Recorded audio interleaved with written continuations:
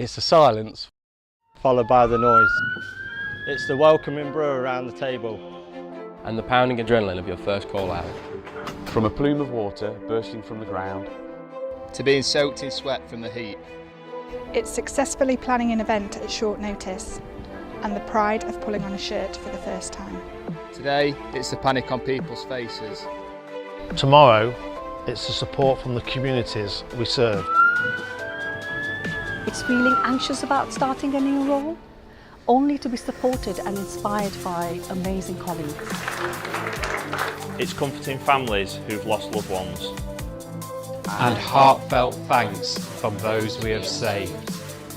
It's the gravity of shutting down an unsafe business to turning around the lives of vulnerable people. It's the driving grotto that makes Christmas that little bit brighter. And the humour that gets you through stressful times. From training that pushes you to your limits. Making positive changes and challenging the status quo. It's feeling excited, included and exhilarated. Yet having the space to feel vulnerable and exhausted too. It's the memories that stick with you for life, the good ones and the bad. It's a great feeling, serving your community. It's great to be part of something bigger than yourself. And it's great that no day is the same. It's all of these things that make us who we are. It's all these things that make us Nottinghamshire Fire and Rescue Service. This is me. This is us. And this is our story.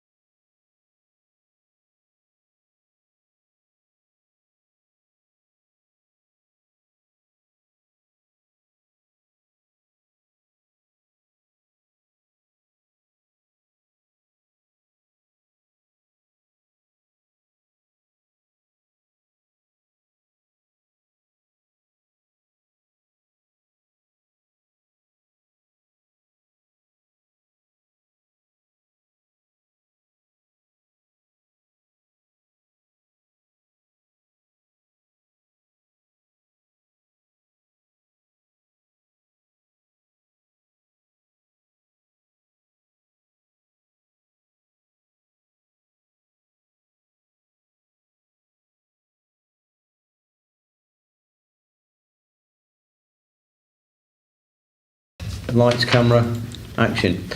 Morning, colleagues, and welcome to the Fire Authority Human Resources Committee. Thank you for your attendance. First of all, have we had any apologies for absence? None received, Chair. None received? Okay, thank you. Any declarations of interest? No. Can we have a look at the minutes of the last meeting, folks? Matters of accuracy? No. Any matters arising? No. Can we agree them? Agreed. Thank you. Let's move on to item 4, which is the Standards of Behaviour Progress Update. Thank you, Chair. So members will remember that on the back of a number of widespread media reports relating to misconduct in fire and rescue services, His Majesty's Inspectorate published on the 1st of August report which they entitled Standards of Behaviour. Now, in compiling this report, they inspected 10 fire and rescue services to look at their misconduct processes and how they were dealing with misconduct issues, and they also sent out a staff survey to all staff within the 44 fire and rescue services across the country. That culminated in 15 recommendations which were included in the report and sent to the Chief Fire Officer to be discharged. So an initial report went to full authority at the end of last year, and full authority asked for progress to be reported through the HR committee. So this is the first of those progress updates. The report summarises the progress, and I'll run through that in a minute. Full details of all of the actions are included as an appendix if you want more detail on anything. So from the 15 recommendations, the report broke them down into 4 areas. They talk about recommendations relating to culture within fire and rescue services, the extent to which services are identifying misconduct in the first place, and then when misconduct is identified, how effectively that's being dealt with, and then also how both within service and collectively nationally, how well we're understanding misconduct issues and sharing the lessons that are coming from that. So as a summary of the 15 recommendations in the report, 6 have been closed. 2 of the recommendations require national work. That work's underway but not due to report back until later in the year. And there are 7 recommendations which are not yet complete, but work is underway on those. So in terms of culture in the fire and rescue services, this is at section 2.4, there were 3 actions in this section, all of which the service has closed quickly. Thanks in part to the project that we prioritised in the 23-24 financial year relating to embedding the core code of ethics into the service. And then also there were some policy requirements which included the ability for services to dismiss staff in the probationary period who didn't meet the necessary standards of behaviour. And also where staff are promoted, the recommendation was that those individuals are moved from their watch where they worked as a firefighter to a different watch once they stepped into a supervisory management position. Both of those arrangements were already in place as part of our working policies in service and as part of our workforce planning. So we were able to close those immediately. With regards to the extent to which services are identifying misconduct, there were 3 recommendations within this section, and 2 of those are now complete. The recommendations are set out in section 2.7. And these recommendations relate to how well staff understand how to raise issues, and are supervisors and managers trained to know how to deal with them effectively. So in terms of the things that we have done to make sure that we've met those recommendations, we've done a lot of communications work with staff to make sure they understand the difference between the different reporting arrangements that we've got in place. And we're happy that that is now understood across the workforce.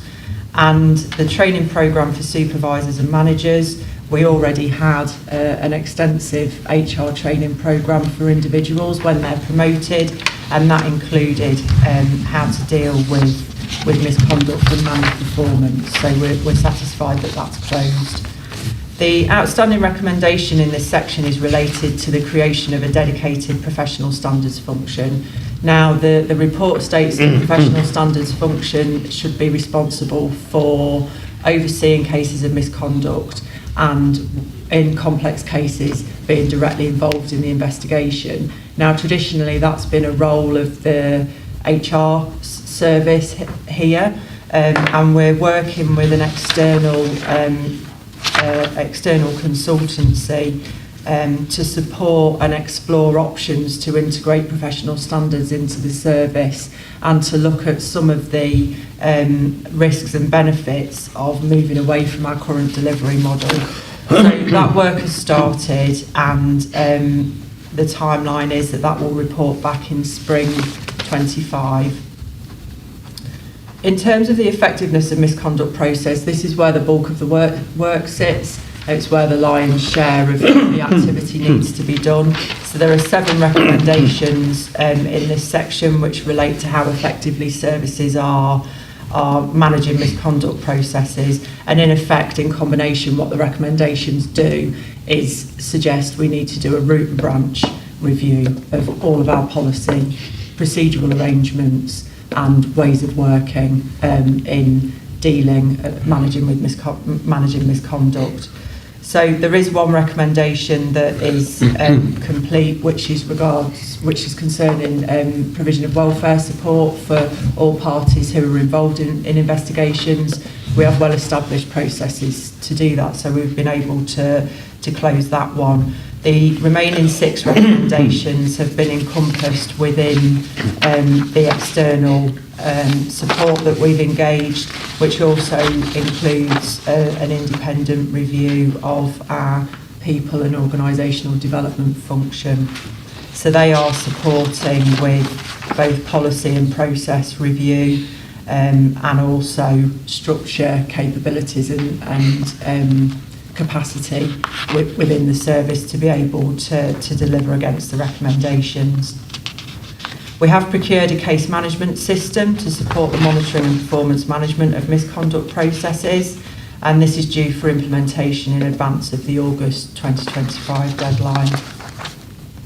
The requirements for training investigators forms part of this suite of recommendations. We've included, as part of the 25-26 budget setting process, finances to support supplementary training and also CPD for investigators, as well as those of us who have to chair hearing and appeals panels.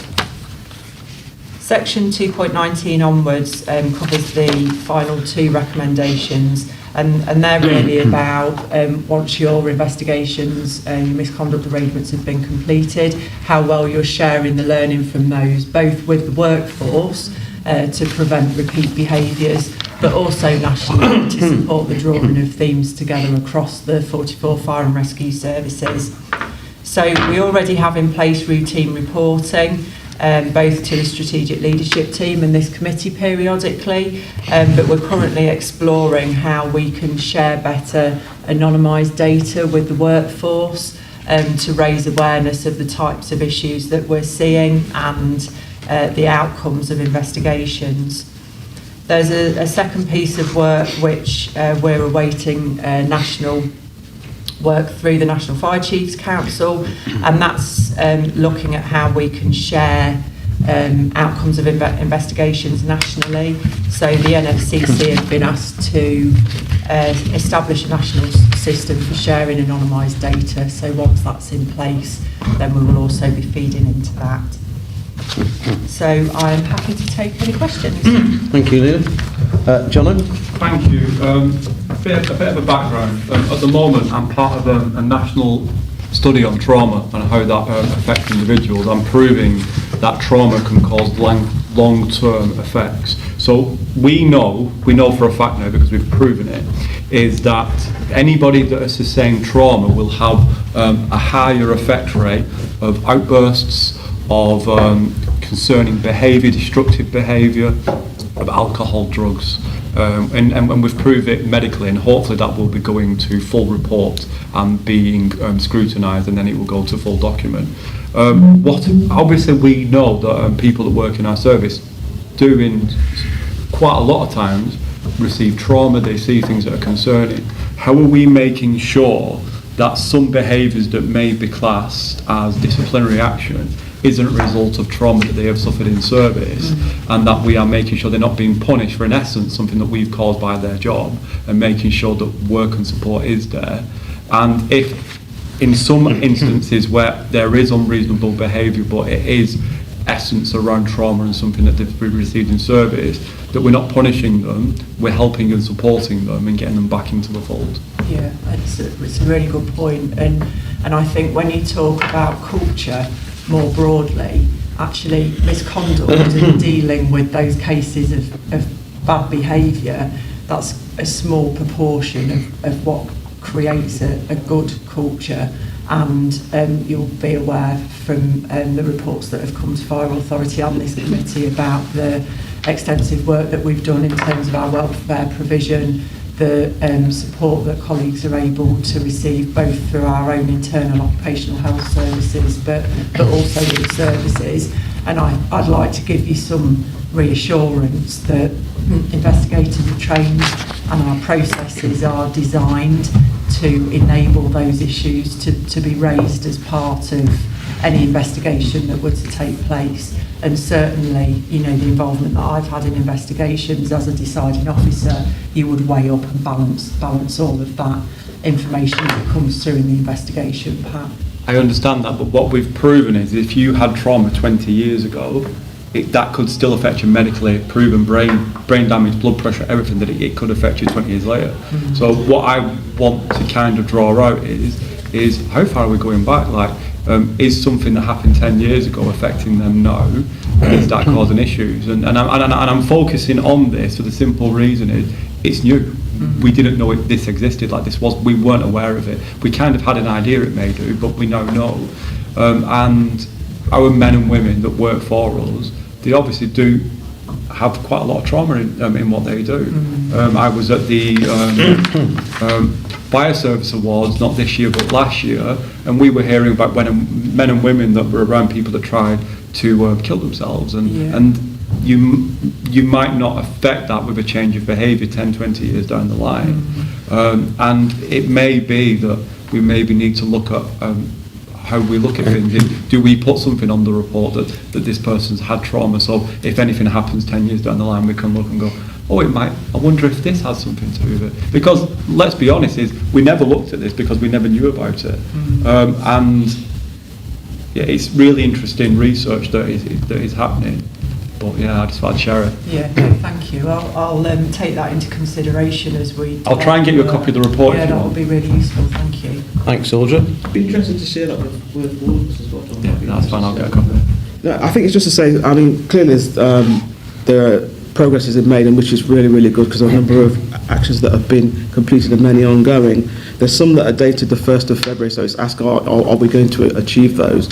And I guess my question is about the professional standards function, as to, you know, what steps have been taken to establish that, and what barriers do you see in actually that being created? Okay, yeah, so there's one recommendation, which is the professional standards recommendation with the 1st of February timescale. We are not going to have a fully embedded and implemented professional standards function by that time. So there's been quite a lot of conversation nationally about what does this look like, and how can it be implemented, and different services are doing it in a different way. So, for example, some services are just appointing a single professional standards officer or function, and that individual will be responsible for doing all misconduct investigations. Now, there are some benefits to that in terms of consistency, in terms of standardisation and competence, and kind of keeping your hand in. There are also some disadvantages to it in terms of it places a lot of responsibility in one person's hands, and also what we've learnt from previous investigations. For example, if one of the individuals involved in a harassment and bullying case is from an underrepresented group. There is a real benefit to having diversity as part of the investigation process as well. So some of the challenges we've got are related to how to implement it in a way that doesn't have unintended consequences. I think there's also some of the work that we need to do is to define the relationship between HR, or POD as it's now called, and a professional standards function. And does professional standards sit as part of that team? Does it sit separately somewhere else in the organisation? And when I've spoken to other services, so I was on a national call a couple of weeks ago, that different services, there are a whole host of different delivery models out there, and there's some challenge in terms of trying to interpret and understand the recommendation as well, because the professional standards function has got a responsibility to oversee all investigations, but then they also suggest that that function should be the single point of contact for everybody involved in an investigation, but then they should also be doing investigations themselves as well. So it's not totally clear as to how best to implement. So what we've done is we've engaged with an external party as a consultancy, and they work with around 30 other fire and rescue services across the country. They also work with some police forces and some ambulance trusts as well. So they've got a really good bird's eye view of what other organisations who are similar to us are doing, and they are advising us based on the caseload that we've got, based on the nature of the cases that we've got, how best to achieve the recommendation whilst supporting the relationship that we want to have with our workforce and the cultural development journey that we're on as well. So that's why that recommendation won't be met by the deadline fully, because there's quite a lot of workings out that need to be done. On paper, what looks quite straightforward isn't. There are also some budgetary implications which we've built into next year's financial planning as well. So what sort of timescale are we looking at then? The only thing can just add in terms of it's a very conscious approach that we've taken with regards to this. I think in terms of the HMIC, they've taken a slightly different approach to some of the latter reports in terms of the level of detail or in terms of the recommendation. Usually it was a very broad statement that said you wasn't achieving something. Now it's a little bit more about this is the solution to the problem that we've identified. And I think it's important to say that these actions are a result of thematic inspections and then they've cast this view of all fire and rescue services. And on the assessment of the recommendations, we were very conscious about the learning that we needed to take from the reports, but at the same time we was also very much applying it to local conditions and really taking an assessment and thinking about, are these challenges, do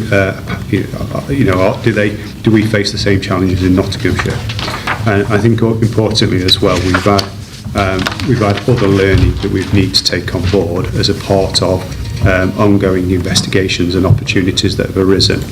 So whilst we will be pushing the timescales with this, and we will be looking to do a delayed implementation, and it will go past the February date, it was a very conscious decision. I still think there's lots of learning to be had from the sector. There are services that are rolling back some of the early introduction of this because of how they've approached a professional standard approach, and they almost sort of copied a police model, and really are pulling back and working. That doesn't quite work in the sector, doesn't quite work for fire and rescue services. So we're hopeful in spring that we'll have the results, or that we'll have some details in terms of the pod review, and then we'll be able to put more robust timescales in terms of what are professional standards, even though I'm slightly cautious about calling that, but what a function will look like to be able to address the concerns that have been raised previously. So will a paper come back to the committee, or will it be on Yes, so one of the recommendations in the report is to agree to receive further progress updates, and I'm happy in terms of frequency, how often you'd like that revisiting. I think it might be prudent potentially for 3 or 6 month update, given the bulk of work that's going on. We're moving quite quickly with some of the other recommendations, so it's quite a moving piece at the moment.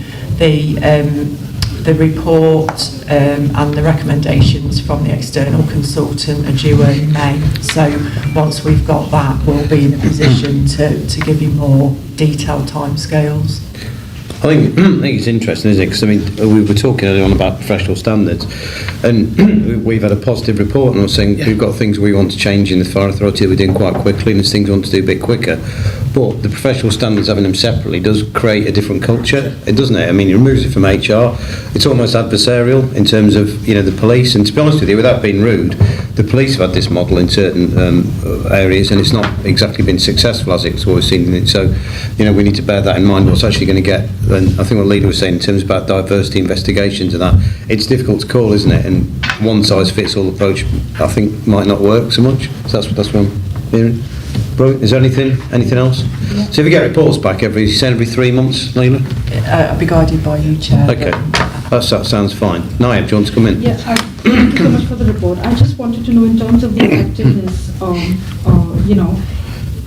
is there a language or any other communication barrier that is coming in the way of making sure that the misconduct, the way it's being dealt with, has been effective, and has that been looked into?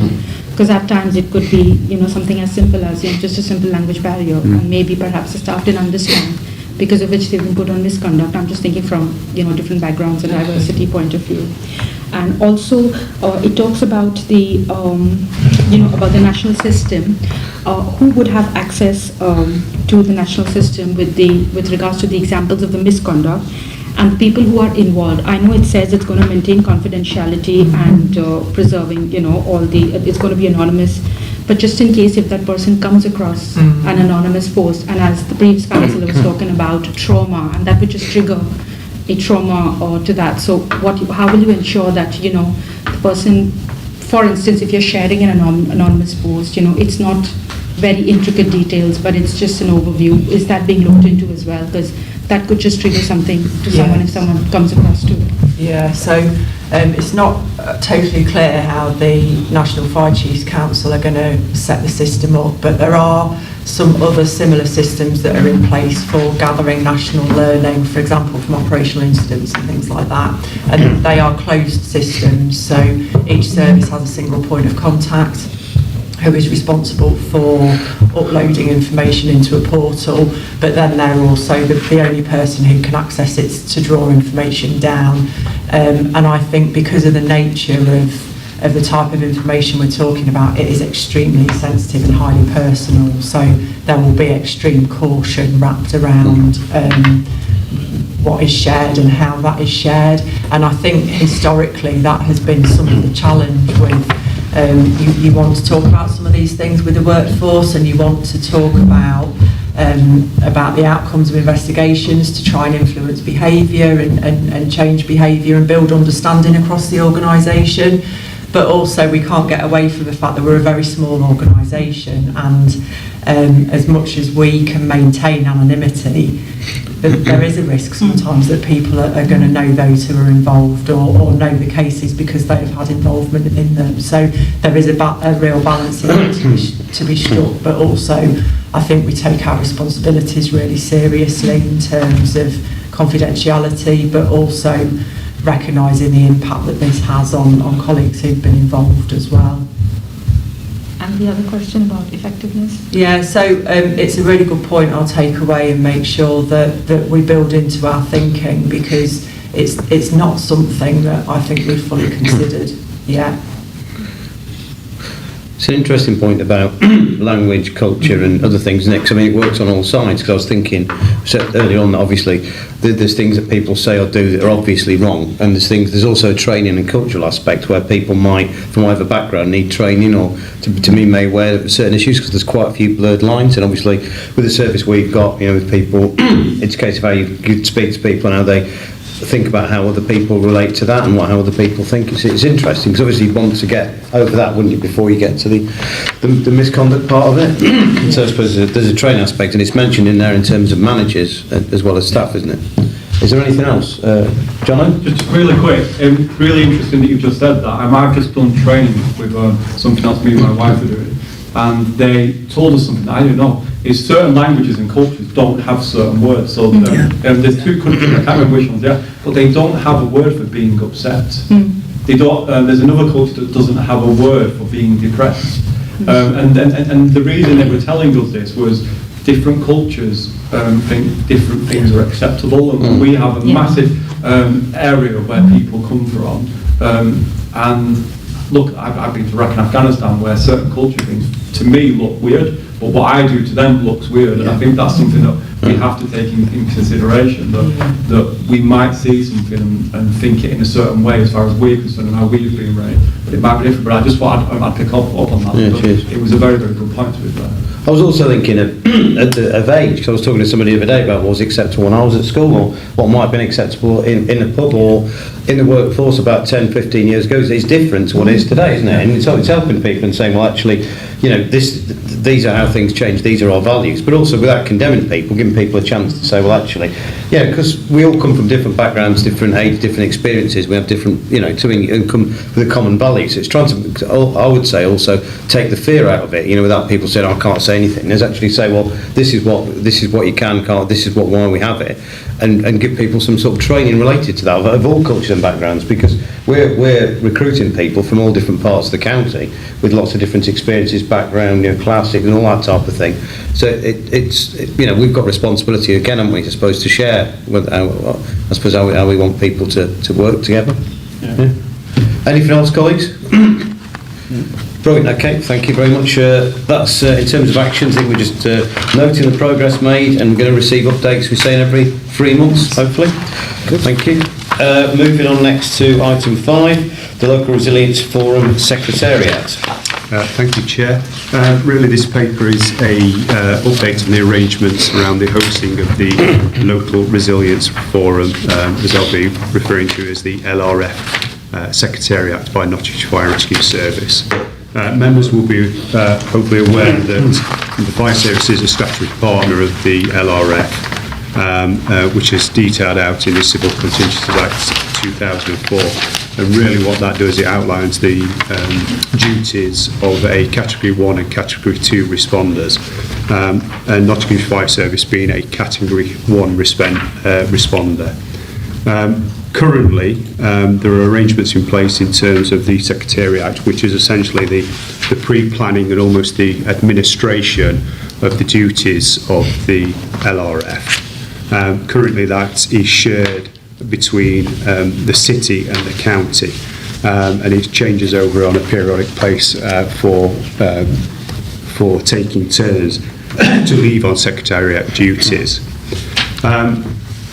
The government commissioned a review into local resilience forums a couple of years ago now, and as a consequence of that, the Chief Constable, who chairs the local resilience forum, commissioned a further review of the activities and support regarding Secretariat provision within the county of Nottinghamshire and Nottingham City. As a consequence of that review, and as supported by both central government and also local government, the review was undertaken in early 2024. One of the things that the review did identify that Nottinghamshire was only one of 2 counties that didn't have a partner-funded Secretariat, and that there was learning to be had from the professionalism that could be achieved by having a partner-funded approach.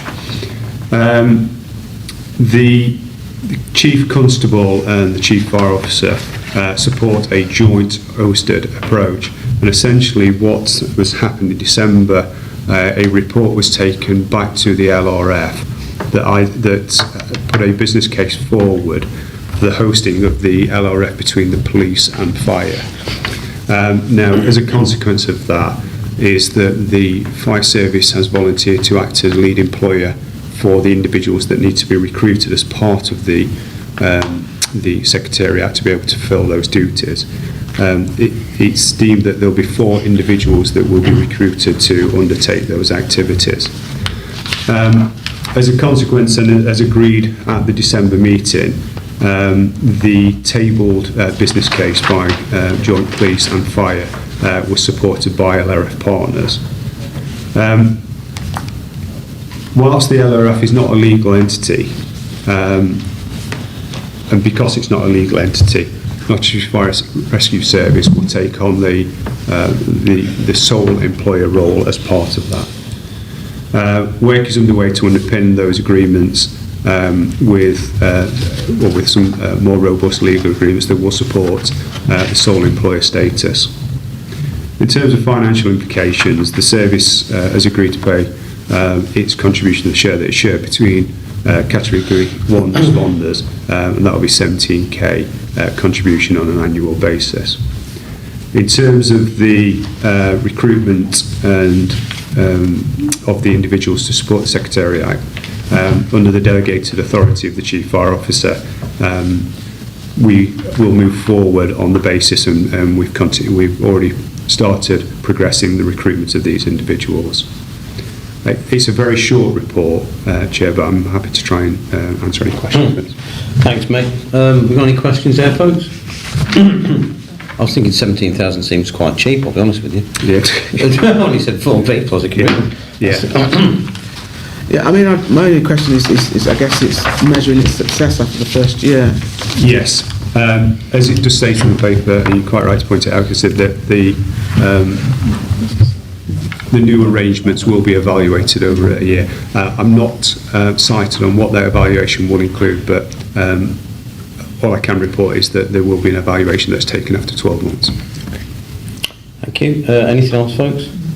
The recommendations is just to support the approach of the Chief Fire Officer to hosting the Secretariat and obviously commit to that £17,000 spend. We happy with that? Yeah. Thank you.